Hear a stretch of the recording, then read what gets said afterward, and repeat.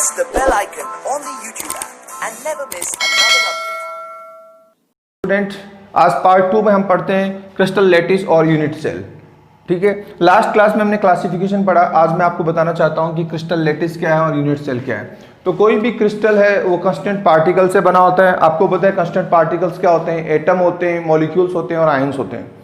तो ये crystal lattice में होता क्या है कि कांस्टेंट पार्टिकल्स का 3D अरेंजमेंट होता है, उसको हम क्रिस्टल लैटिस बोलते हैं और उसके स्मॉलेस्ट पोर्शन को हम बोलते हैं यूनिट सेल। तो मैंने यहाँ पर एक डायग्राम बनाया है, आप देखिए ये पूरी एंटायर जो बल्क है, बॉडी है, इसको मैं बोल रहा हूँ क्रिस्टल लैटिस।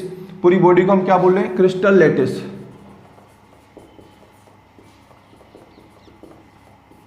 और ये जो मैं रेड पोर्शन से बता रहा हूँ, इसका स्मॉलेस्ट पोर्शन, इसको हम बोलते हैं यूनिट सेल। ये आपको डायग्राम वगैरह बनाने की जरूरत नहीं, सिर्फ समझाने के लिए है।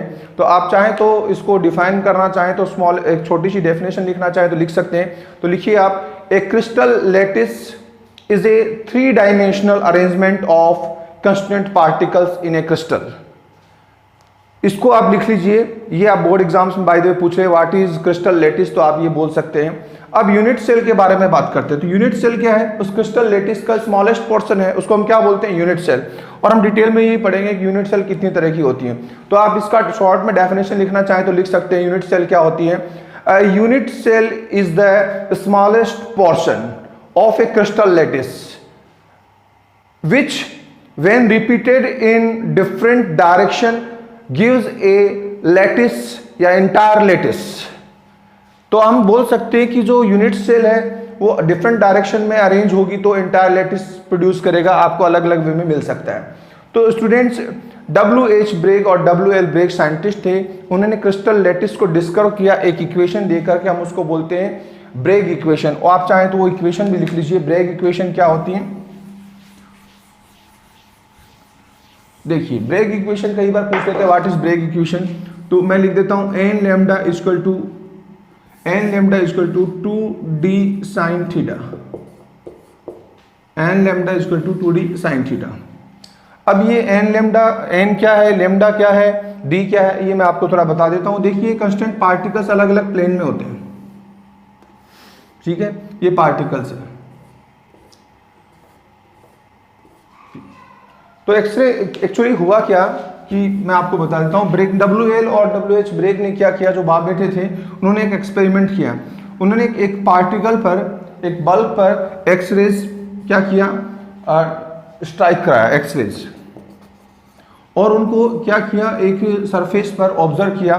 तो सरफेस पर ऑब्जर्व करने से इस तरह से कुछ उनको डायरेक्शनल यूनिट स्पॉट्स मिले, चमकीले स्पॉट्स मिले। जब उन्होंने उनके पैरामीटर्स के अकॉर्डिंग उनको डिज़ाइन किया तो अलग अलग टाइप के उनको क्रिस्टल्स मिले, जैसे क्यूबिक, अलग अलग टाइप के, हेक्सागोनल, रोम्बिक, ऑर्थोरोम्बिक, उनकी मैं बात करता हूँ। तो ये क्यूबिक क्रिस्टल्स मिला। तो इसको आपको डिटेल्स एक्सपेरिमेंट पर नहीं जाना है, आपको सीधा वो क्या याद रखना है, ब्रेग इक्वेशन याद रखना है। तो n lambda equal to 2d sin theta. अब ये जो प्लेन पर जो एक्सरेज थी वो इन पर इन्होंने इंसिडेंट करवाई। तो ये लैम्डा क्या है? लैम्डा है wavelength of X ray, wavelength of x ray.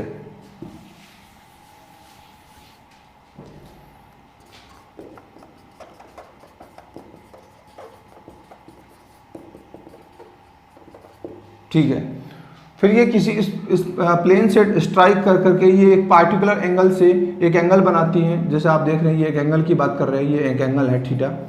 तो ये थीटा क्या है? थीटा किस किस के बीच का एंगल है? जो इंसिडेंट एक्सरे हैं और ये जो प्लेन है, क्रिस्टल का प्लेन है, उनके बीच का क्या है? एंगल है। तो angle between incident X ray and plane of crystal, इनके बीच का एंगल, उसको बोलते हैं थीटा। डी क्या है? डी। देखिए, ये जो अलग अलग कांस्टेंट पार्टिकल्स के बीच की जो गैप है, डिस्टेंस है, एक पार्टिकल्स यहाँ है, फिर इतने गैप पर ये दूसरा पार्टिकल है, फिर इतने गैप पर तीसरा पार्टिकल है, इन गैप्स को हम क्या बोलते हैं? इनके प्लेन्स के जो गैप है उनको बोलते हैं डी। तो distance between plane of constituent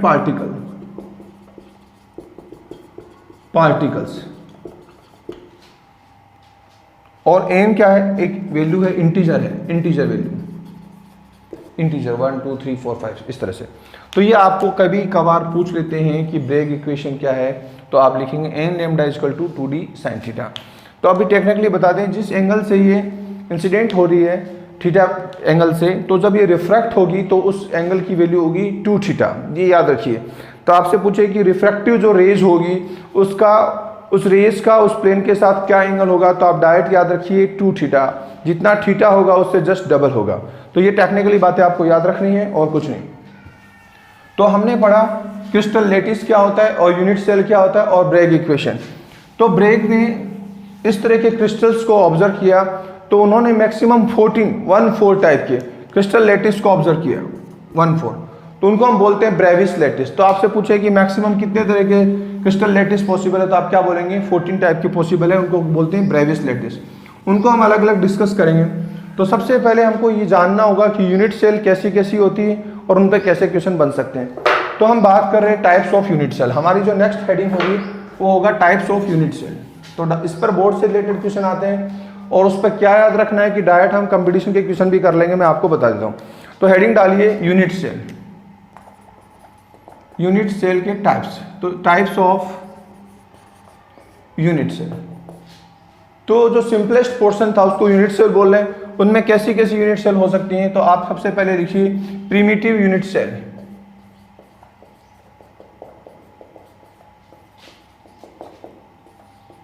primitive unit cell, primitive unit cell क्या होती हैं? हम क्यूबिक, हमारा जो सिस्टम सिलेबस में वो क्यूबिक सिस्टम है। तो आप लोगों को ये बताना होगा कि जो भी यूनिट सेल्स हो रही हैं क्यूबिक सिस्टम में, जो यूनिट सेल हैं,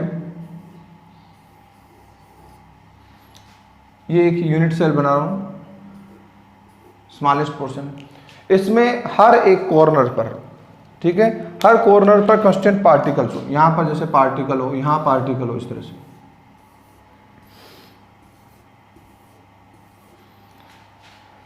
ऐसी यूनिट सेल को हम क्या बोलते हैं?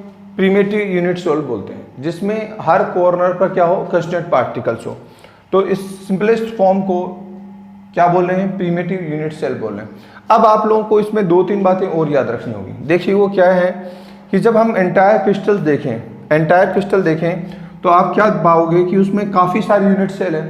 जब सारी यूनिट सेल को आप गौर से देखोगे तो उसमें देखोगे कि ये जो हर कॉर्नर है जहाँ पर पार्टिकल है, वो ऐसी 8 यूनिट सेल्स को शेयर कर रहा है। यानी ये एक पार्टिकल से अकेला इसका नहीं है, ऐसी 1 2 3 4 इस तरह से 4 ऊपर 4 नीचे, टोटल 8 यूनिट सेल्स को शेयर कर रहा है। तो कहने का मतलब क्या हुआ, अगर ये मार्कर को एक पार्टिकल्स मानो और ये इसमें आधी शेयरिंग आपकी और आधी मेरी है, तो हाफ हाफ होने की वजह से मेरा इस पर कितना पोर्शन मेरा माना जाएगा? तो आप बोलेंगे सर हाफ पोर्शन आपका और हाफ पोर्शन मेरा है। इसी तरह से मान लीजिए ये प्रॉपर्टी है, वो 4 लोगों के बीच में अगर आपको शेयर करनी पड़े तो कैसे करेंगे? 1-4-1-4। तो वैसे ये जो पार्टिकल्स है 8 यूनिट सेल का है, इसका अकेले का नहीं है। तो हम बोल सकते हैं सर इसका खुद का कितना होगा? इसका खुद का शेयर होगा 1/8। इसका कितना होगा? 1/8 1/8 1/8 1/8 1/8, खुद का इतना होगा। तो आपको ये याद रखना है कि हर कॉर्नर पर पार्टिकल्स हो और उनका आप नंबर ऑफ पार्टिकल्स निकालना चाहें कि इसके अकेले के हिस्से में कितने पार्टिकल्स आते हैं, तो आप क्या करेंगे कि टोटल कॉर्नर पे कितने पार्टिकल्स 8 हैं, तो उनको 8 से डिवाइड करेंगे, क्योंकि यहाँ पर 1 2 3 4 5 6 7 8 कॉर्नर है और एक का हिस्सा कितना है? 1/8 है। तो number of particles in primitive unit cell कैसे निकालेंगे? टोटल कॉर्नर पर कितने? 8 है, 8 कॉर्नर, और हर कॉर्नर किसको शेयर कर रहा है? 8 यूनिट सेल को शेयर कर रहा है। तो एक के हिस्से में कितना आएगा? इंटू 1/8, तो कितना हो जाएगा? 1। तो यूँ मानेंगे कि इसको प्रिमिटिव यूनिट सेल में कितने नंबर ऑफ पार्टिकल्स है, इसको हम Z से लिखते हैं, तो इसके लिए Z की वैल्यू कितनी होगी? 1 होगी। तो प्रिमिटिव यूनिट सेल किसको बोलेंगे? आपको सिर्फ ये इन्फॉर्मेशन याद होनी चाहिए, ऐसे कोई बोर्ड एग्जाम्स में कोई थ्योरेटिकल क्वेश्चन नहीं आते। प्रिमिटिव यूनिट सेल किसको बोलेंगे? तो सिंपलेस्ट यूनिट सेल जिसके हर कॉर्नर पर पार्टिकल्स हैं और हर कॉर्नर जो आपको पता है, कॉर्नर के लिए हमेशा याद रखना, मैं लिखा भी दूंगा, 8 यूनिट सेल को क्या करता है, शेयर करता है। इसलिए एक के हिस्से में किसका होगा, 1/8 पोर्शन ही उसका होगा। तो टोटल पार्टिकल्स देखा जाए तो आपसे पूछे कि प्रिमिटिव यूनिट सेल में कितने पार्टिकल्स हैं, तो आप उसमें 8 नहीं बोल देना, वरना गलत हो जाएगा, क्योंकि 1/8 इसका है, 1/8 इसका, इसलिए हर कॉर्नर का अगर 1/8 को आप काउंट करेंगे तो टोटल कितना पार्टिकल्स होगा, 1। तो प्रिमिटिव यूनिट सेल में z की वैल्यू यानी नंबर ऑफ पार्टिकल्स कितना होगा, 1 होगा। एक बात ये याद रखेंगे। अब क्या है कि इसको डेफिनेशन करके छोड़ देना इतना सफिशिएंट नहीं है। अब मैं चाहता हूं जब इतना ही पढ़ लिया तो हम आगे की चीजें भी पढ़ लें, चाहे आपको मेमोराइज करनी पड़े। तो जब हम डिटेल निकालेंगे, अगर आगे आगे हम फॉर्मूला डिराइव करते हैं तो हम क्या देखेंगे, तो जो यहाँ से लेकर के यहाँ तक की जो डिस्टेंस उसको बोलते हैं एज लेंथ। क्या बोले इनको, एज लेंथ बोलते हैं। ये एज लेंथ इक्वल होती है क्यूबिक सिस्टम में। तो होता क्या है कि जब इसके अंदर हम डिटेल से देखें, अगर हम बात करें तो ये जो एज लेंथ है एक कॉर्नर और दूसरे कॉर्नर की बीच की बात करें तो यहाँ पर पार्टिकल्स कुछ इस तरह से होते हैं, एकदम क्योंकि सटे हुए होते हैं। ये एज लेंथ है, इतनी एज लेंथ, ये इस पार्टिकल्स की रेडियस और ये इसकी पार्टिकल्स की रेडियस, और यहाँ से यहाँ तक कि हम क्या बोले, एज लेंथ बोलते हैं। मैं पूरा सिस्टम ड्रॉ नहीं कर रहा हूँ, सिर्फ इतना बता रहा हूँ। तो कहने का मतलब सॉलिड में पार्टिकल्स पास पास होते हैं। उस डायग्राम में दूर दूर बना दिया था समझाने के लिए, लेकिन रियलिटी क्या होती है, ये होती है। तो ये जो एज लेंथ है यहाँ से यहाँ तक की डिस्टेंस है, उसको हम बोलते हैं ए से बोलते हैं। किससे रिप्रेजेंट करेंगे, स्मॉल ए से रिप्रेजेंट करेंगे। यहाँ से यहाँ तक की डिस्टेंस को ए बोलेंगे। और ये पार्टिकल्स की रेडियस आर है और ये इस पार्टिकल्स की रेडियस आर है। तो आप देख रहे हैं जो ए है वो कितनी रेडियस के इक्वल है, ए इक्वल टू 2r। ये तो रिलेशन हुआ। तो प्रिमिटिव यूनिट सेल के अंदर ए और आर के बीच का क्या रिलेशन है, ए इक्वल टू 2r। तो अब आप लोगों को ये सब चीजें मैं आगे फिर से डिराइव करा दूंगा, लेकिन अभी आपको डायरेक्ट याद रखना है। दूसरा पॉइंट क्या रहेगा, पहला तो इसका क्या होगा, आपको ये बताना है कि हर कॉर्नर पर पार्टिकल्स हैं और इन पार्टिकल्स को मैं बड़ा ना करके छोटा छोटा दिखा रहा हूं ताकि आप लोगों को बनाना आसान है। ये यहां पर पार्टिकल्स हैं, ये देखिए 8 पार्टिकल्स हैं, लेकिन इसके हिस्से में कितना आएगा, ये दूसरा डायग्राम हो गया। आप इसमें डेफिनेशन लिख सकते हैं कि क्या होगा, हर every corner has 1 particles but each corner share with 8 unit cells. तो इसका जो नंबर ऑफ पार्टिकल्स इसको जेड से लिख रहा था वो कितना हुआ, 8 इंटू 1/8 इक्वल टू 1। तो आपको याद रखना है कि कितना आएगा इसके हिस्से में कांस्टेंट पार्टिकल्स, 1 होगा। दूसरी बात आपको ये याद रखना है कि रिलेशन याद रखना है किस किस के बीच का, ए और आर का। तो relation between A and R. A क्या है, ये एज लेंथ यहाँ से यहाँ तक की डिस्टेंस, और आर क्या है, इस कांस्टेंट पार्टिकल्स की रेडियस है। तो आप याद रखेंगे r इक्वल टू a/2, ये याद रखेंगे a/2। तो इससे हमको न्यूमेरिकल करने में भी इजी रहेगा। और जब आपको इसका पैकिंग एफिशिएंसी का मतलब क्या है कि आपको पता है कि इस पूरे यूनिट सेल का वॉल्यूम, इस यूनिट सेल का वॉल्यूम कितना है, मान लीजिए 10 वॉल्यूम इसका। मैं सब इसका फॉर्मूला बताएंगे, डिस्कस करेंगे बाद में, अभी नहीं, अभी मैं डायरेक्ट याद करने के लिए तरीका बता रहा हूँ। और इसमें जो पार्टिकल्स है, टोटल पार्टिकल्स कितने आ गए, दिखने में तो 8 लग रहे हैं लेकिन रियल में कितना है, 1 है। उस पार्टिकल्स का वॉल्यूम, जैसे मान लीजिए इमेजिन कीजिए इसका वॉल्यूम कितना है, 4 है, और उसका आपका परसेंटेज निकाला इंटू 100। तो उन पार्टिकल्स का वॉल्यूम और उस पूरी यूनिट सेल का वॉल्यूम, उसका परसेंटेज निकालते हैं, उसको बोलते हैं पैकिंग एफिशिएंसी। तो यहाँ पर इस तरह से इसका प्रिमिटिव यूनिट सेल का जब वॉल्यूम निकालेंगे और इन पार्टिकल्स का वॉल्यूम निकाल के जब इसका परसेंटेज निकालेंगे तो उसकी वैल्यू आएगी 52.454। तो आप यहां लिख सकते हैं पैकिंग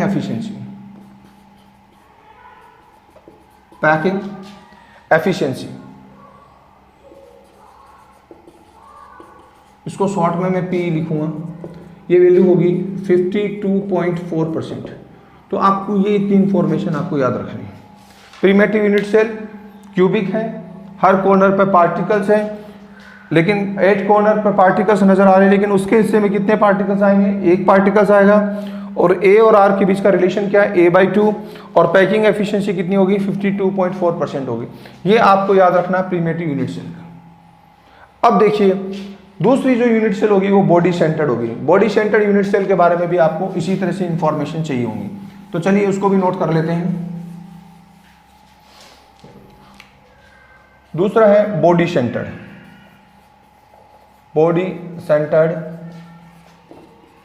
यूनिट सेल। इसमें क्या होता है जैसे आपने देखा प्रिमिटिव यूनिट सेल में हर कॉर्नर पर पार्टिकल्स है, क्यूबिक तो है ही,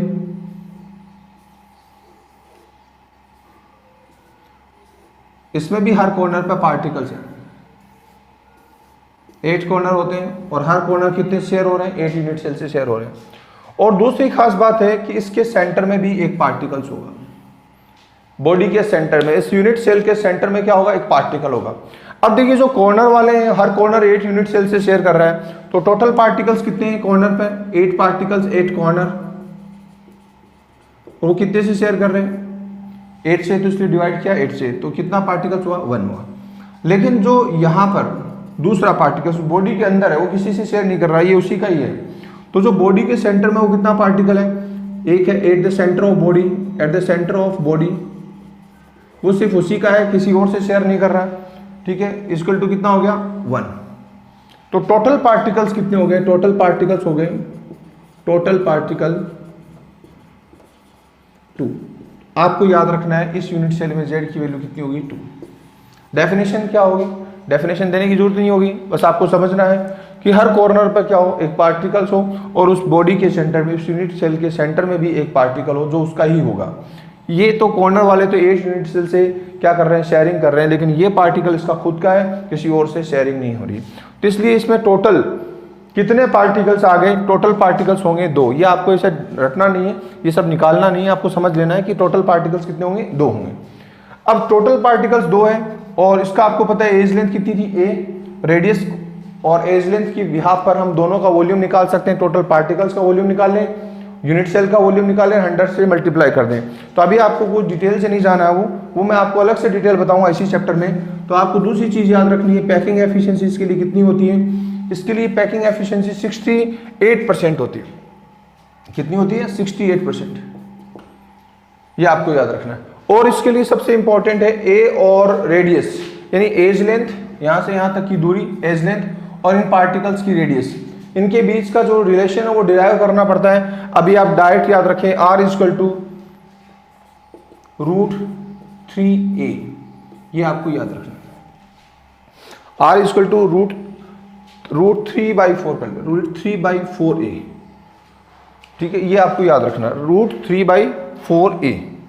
चलिए इसके बाद में हम बात करते हैं, ये स्ट्रक्चर हो गए, डेफिनेशन होगी, बॉडी के सेंटर में नंबर ऑफ पार्टिकल्स कितने हैं, 2 हैं, पैकिंग एफिशिएंसी 68 पॉइंट है, और R और A के बीच का रिलेशन कितना है, √3/4a है, ये आपको याद रखना है।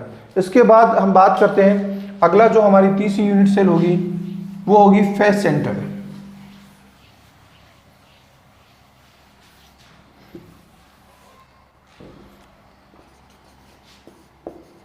Face centred unit cell. तो इसमें भी क्या होगा, क्यूबिक सिस्टम है,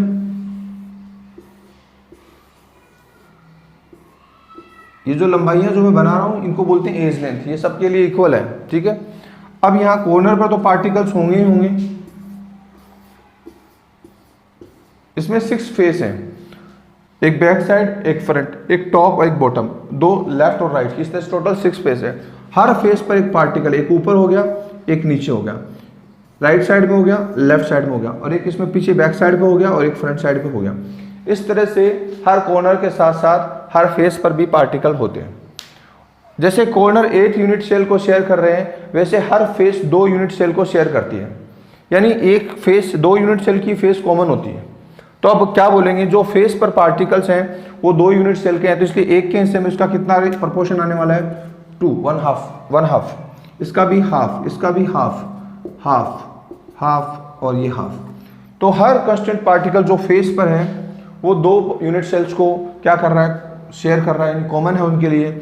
और जो कॉर्नर वाला आप पहले से जान चुके हैं वो 8 यूनिट सेल्स को शेयर कर रहा है, इसलिए उसके हिस्से में कितने आने वाला है, 1/8। तो इसके लिए नंबर ऑफ पार्टिकल्स निकालें, नंबर ऑफ पार्टिकल्स Z। तो बताएंगे कि 8 तो क्या है, 8 तो क्या है, कॉर्नर पे 8 कॉर्नर, C से लिख देता हूँ। तो उसके लिए आप क्या करते हैं, 1/8 से डिवाइड करते हैं। उसके बाद में फेस पर कितने हैं, फेस पर 6 हैं, 6 8 फेस, इसको मैं शॉर्ट में F से लिख देता हूँ, ठीक है, ये फेस पर है, और हर फेस 2 को शेयर कर रही है, इसलिए आप 2 से डिवाइड कर देंगे। तो टोटल पार्टिकल्स कितने आ गए, इससे 1 और इससे 3 इक्वल टू कितना हो गया, 4। तो टोटल पार्टिकल्स हो गए 4। तो इसके लिए फेस सेंटर्ड यूनिट सेल के लिए जेड की वैल्यू होगी वो कितनी होगी, 4 होगी। इसके अलावा इसके अंदर आपको पैकिंग एफिशिएंसी याद रखनी है। तो देखिए जैसे पार्टिकल ज़्यादा होंगे तो उनका वॉल्यूम ज़्यादा होगा। अभी आपको समझ में नहीं आता, एक छोटा एग्जांपल वो लेता हूँ, जैसे कमरे का वॉल्यूम है वो कितना, वो कमरे को यूनिट सेल मान लीजिए 10 वॉल्यूम है, और आपका वॉल्यूम आप अपने आप को पार्टिकल मान लीजिए, आप कमरे के अंदर है तो आपका वॉल्यूम कितना है 2, और आप जैसे 2 हैं तो टोटल वॉल्यूम कितना हो गया 4। तो 4 तो आपका हो गया और कमरे का यानी यूनिट सेल का कितना हो गया 10। अब आपका परसेंटेज निकाल लीजिए 4/10 × 100, तो जो भी परसेंटेज आने 40% वगैरह जो भी आ रहा है वो आपका क्या होगा, पैकिंग एफिशिएंसी है। तो इस यूनिट सेल में टोटल कितना परसेंटेज, तो पार्टिकल्स का टोटल वॉल्यूम में से उसका परसेंटेज ही निकाला, उसी को बोलते हैं पैकिंग एफिशिएंसी। इसको फॉर्मूला से हम फिर से डिराइव करेंगे लेकिन बाद में। तो पैकिंग एफिशिएंसी की बात कर रहे हैं तो इसके लिए जो पैकिंग एफिशिएंसी आएगी 74% आएगी, क्योंकि नंबर ऑफ पार्टिकल ज़्यादा है तो पैकिंग एफिशिएंसी भी ज़्यादा होगी, यानी ये भरी भरी होगी, इसकी डेंसिटी ज़्यादा होगी, खालीपन कम है, इसके अंदर वैकेंसी कम है, वॉइड्स कम है। तो यहाँ बात करते हैं सबसे पहले प्रिमिटिव यूनिट सेल के लिए पैकिंग एफिशिएंसी कितनी थी, 52.4%। बॉडी सेंटर्ड के लिए वो पैकिंग एफिशिएंसी बढ़ गई क्योंकि नंबर ऑफ पार्टिकल्स बढ़ गए, तो कितना हो गया 68%। अभी नंबर ऑफ पार्टिकल्स और बढ़ गए तो इसलिए पैकिंग एफिशिएंसी कितनी होगी, 74% होगी। और इसके लिए भी आपको न्यूमेरिकल्स कर रहे हो आपको, तो आर और ए का भी इसका रिलेशन याद रखना होगा, चाहे आप डायरेक्ट रख लें रेडियस, यानी इन पार्टिकल्स की रेडियस, और ए नहीं, यहाँ तक की जो यूनिट लेंथ देख रहे हैं इसको एज लेंथ बोलते हैं। तो आर और ए का जो एज लेंथ का रेडियस रिलेशन होगा वो क्या होगा, R = A/2√2। ये बहुत इंपॉर्टेंट है, मेरे सारे कंपटीशन के क्वेश्चन और आपके बोर्ड एग्जाम्स के न्यूमेरिकल्स यहाँ से बहुत टच करेंगे, तो आप लोगों को याद रखना है। तो आपको 3 रिलेशन याद रखने हैं। प्रिमिटिव यूनिट सेल के लिए R = क्या था, A/2। बॉडी सेंटर्ड के लिए आपका रिलेशन क्या था, R = √3A/4। और फेस सेंटर्ड के लिए जो रिलेशन वो क्या है, R = A/2√2। और पैकिंग एफिशिएंसी कितनी है, 74%। सबसे ज़्यादा पैकिंग एफिशिएंसी कितनी है, फेस सेंटर्ड की। फेस सेंटर्ड में नंबर ऑफ पार्टिकल्स कितने आएंगे, 4। अब जब न्यूमेरिकल करेंगे तो वहाँ पर जैसे ही फेस सेंटर्ड यूनिट सेल आ जाए तो आपको नंबर ऑफ पार्टिकल्स फट से स्ट्राइक करने कितने होंगे, 4 होंगे। और एक और लास्ट है यूनिट सेल है, उसको बोलते हैं एंड सेंटर्ड। वो हमारे लिए इतने इंपॉर्टेंट नहीं क्योंकि क्यूबिक सिस्टम में सिर्फ ये 3 ही हम ज़्यादा पढ़ते हैं, फिर भी आप उसको देख लो। फोर्थ कौन सी होगी, फोर्थ होगी एंड सेंटर्ड। एंड सेंटर्ड, इस एंड सेंटर्ड में क्या होगा कि जो यूनिट सेल है, क्यूबिक यूनिट सेल जिसे आपने और बनाई, तो हर कॉर्नर पे तो होगा ही पार्टिकल्स, उसके अलावा किसी भी अपोजिट, कोई भी 2 अपोजिट एंड है, जैसे इस एंड पर है तो इसका सामने वाला एंड यानी किनारा, यानी अल्टरनेट, एक इस पर आ गया तो ऊपर वाली को छोड़ के सामने वाला, कैसे भी समझ लीजिए, आमने सामने वाली 2 फेस पर क्या होंगे, पार्टिकल्स होंगे। तो हर कॉर्नर के साथ साथ कोई भी 2 अपोजिट फेस पर क्या होंगे, इस और जैसे इस पर आ गया आपकी तरफ और इसके आपके पीछे वाला जो इन दोनों पर आ सकता है, ऊपर पर आ सकता है या नीचे आ सकता है, किसी भी 2 फेस पर पार्टिकल्स होंगे, उनको क्या बोलेंगे, एंड सेंटर्ड होंगे। ठीक है, इसके लिए जेड की वैल्यू कितनी होगी, जो 8 तो कॉर्नर पर है उससे 8 से डिवाइड कर देंगे, और जो फेस पर कितने पार्टिकल्स है, 2, ये फेस पर है, और हर फेस 2 को शेयर करती है इसलिए 2 से डिवाइड कर देंगे, तो टोटल 1 + 1 = कितना हो गया, 2। इसके लिए जेड की वैल्यू कितनी होगी, 2 होगी। जब जेड की वैल्यू 2 रहेगी तो पैकिंग एफिशिएंसी की वैल्यू कोई बॉडी सेंटर्ड के इक्वल कितनी होगी, 68% होगी। तो ये छोटी छोटी इन्फॉर्मेशन है आपको हर वक्त माइंड में होनी चाहिए। कई बार छोटे छोटे क्वेश्चन पूछ सकते हैं कि बॉडी सेंटर्ड में नंबर ऑफ पार्टिकल्स कितने होंगे, तो बॉडी सेंटर्ड में नंबर ऑफ पार्टिकल्स कितने होंगे, 2 होंगे। पैकिंग एफिशिएंसी कितनी होगी, 68% होगी। तो ये मैंने आपको यूनिट सेल के बारे में बताया, ये आपको याद रखना। अब आपको दूसरा जो पॉइंट है जो इंपॉर्टेंट है उससे क्वेश्चन बनते हैं वो मैं बताने वाला हूं। तो देखिए क्वेश्चन कैसे आ सकते हैं वो मैं बता रहा हूँ, जेईई में कैसे आते हैं, नीट में कैसे आते हैं, और आजकल तो वो बोर्ड में भी देने लग गए हैं। तो हमारा जो कंक्लूजन क्या निकलता है, वो कंक्लूजन मैं बता रहा हूँ कि जो कॉर्नर पे पार्टिकल्स हैं वो एक्चुअली हर कॉर्नर का पार्टिकल्स 8 यूनिट सेल से शेयर कर रहा है, तो इसलिए जो भी कॉर्नर पे पार्टिकल्स आएंगे उसमें आप क्या करेंगे, 8 से डिवाइड कर देंगे। इसके अलावा कॉर्नर के अलावा जो उस बॉडी के सेंटर में है, या पहले फेस पे बात कर लेते हैं, जो फेस पर है तो हर फेस 2 यूनिट सेल को शेयर कर रही है, इक्वल कॉमन है, हर फेस 2 यूनिट सेल के लिए कॉमन है, तो आप क्या बोलेंगे कि 2 से डिवाइड कर देंगे। इसी तरह से अगर कोई एज पर हो, एज समझ रहे हैं आप, इस तरह से ये यूनिट सेल में बना रहा हूं, ये दिख रहे हैं, ये एज है, ये वाला, ये जो एज है। तो जब एज पर कोई पार्टिकल हो, अभी तो मैंने नहीं बताया, अगर बाय द वे आ जाएगी एज पर पार्टिकल्स हो, तो एज है वो एक एज है वो 4 यूनिट सेल के लिए कॉमन होती है, यानी इस पर जो पार्टिकल्स होगा वो 4 यूनिट सेल का हिस्सा माना जाएगा। तो एज पर अगर वो पार्टिकल हुआ, इसको मैं एज से लिख रहा हूँ, पार्टिकल्स हुआ, तो आप उससे 4 से डिवाइड करेंगे, 4 से डिवाइड कर देंगे, ठीक, क्योंकि वो 4 से कॉमन हो।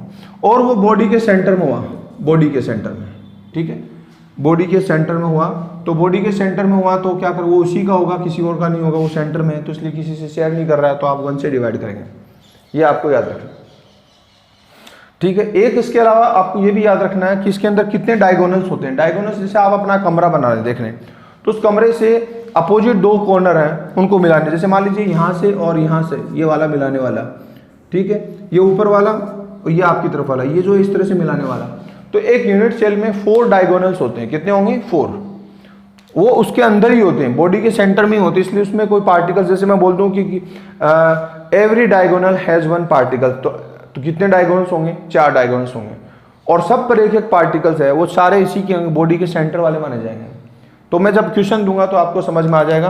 तो आपको ये फॉर्मूला याद रखना है कि कॉर्नर पे पार्टिकल्स होंगे तो उसमें 8 से डिवाइड करेंगे, फेस पे पार्टिकल्स होंगे तो 2 से डिवाइड करेंगे, और एज पर पार्टिकल्स होंगे तो 4 से डिवाइड करेंगे, और बॉडी के सेंटर में हो तो हम क्या करेंगे, 1 से डिवाइड करेंगे। तो एक क्वेश्चन जैसे मैं आपको बता रहा हूँ, वो क्वेश्चन की लैंग्वेज कुछ इस तरह से होगी कि बोलता है कि एक सिस्टम है, एक यूनिट सेल है या क्रिस्टल है, जिसकी यूनिट सेल में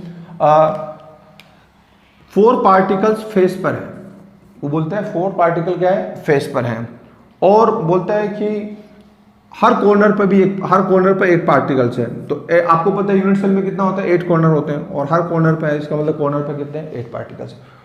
और वो बोलता है कि एक पार्टिकल्स बॉडी के सेंटर में, बॉडी सेंटर में। तो बताइए टोटल कितने पार्टिकल्स है। तो अपने पास फॉर्मूला क्या, कॉर्नर पर होगा तो 8 से डिवाइड करेंगे, फेस पर होगा तो 2 से डिवाइड करेंगे, एज पर होगा तो 4 से डिवाइड करेंगे, और बॉडी के सेंटर में होगा तो 1 से डिवाइड कर देंगे। ये हमारे पास जनरल फॉर्मूला है। तो नंबर ऑफ पार्टिकल्स पूछे जेड, तो बताइए फेस पर कितने पार्टिकल्स हैं, 4 है, तो फेस पर पार्टिकल्स है 4 है, तो आप किससे डिवाइड कर देंगे, 2 से डिवाइड कर देंगे। कॉर्नर पर कितने पार्टिकल्स है, 8 है, तो 8/8 आपने कॉर्नर के भी यहाँ पर ये निकाल दिया, 8 कॉर्नर पर है, ये फेस पर है, इसलिए 2 से डिवाइड कर दिया। बोलता है एक बॉडी के सेंटर में भी है, ये लो बॉडी सेंटर, ये बॉडी सेंटर देख रहे हैं आप, 1 से डिवाइड करना पड़ेगा। तो अब आप इनको सम सॉल्व करेंगे तो ये तो हो गया 1 + 2 + 1, तो टोटल हो गए 4। तो आप देखिए टोटल पार्टिकल्स कितने हो गए, 4। तो हम बोलेंगे जेड की वैल्यू कितनी हो गई यहाँ पर, 4। तो इसमें इस यूनिट सेल में जो आपको न्यूमेरिकल दिया है उसमें टोटल पार्टिकल्स कितने होंगे, 4 होंगे। तो इस तरह से आप लोगों को ये न्यूमेरिकल्स करने आने चाहिए। तो अब इसके बाद में ये जो यूनिट सेल के बिहाफ पर कैसे प्रॉब्लम्स और बनते हैं, कैसी थ्योरी बनती है, उनको हम नेक्स्ट क्लास में डिस्कस करेंगे। Thank you.